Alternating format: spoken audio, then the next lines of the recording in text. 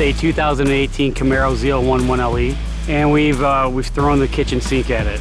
Makes 826 rear-wheel horsepower on E85 and methanol. Everything Anderson Composites could throw at it as far as carbon, it's on the car. Ever since I was watching on TV in 2015, it's been something that I fell in love with. I enjoy coming to all the events. I enjoy the people most of all. From the second you get to the gate to when you leave, you're doing something that 90% of the people out there can't do. Even if you can't get it done in one event, you always have that option to try to get a little bit better at the next event, and I like that aspect.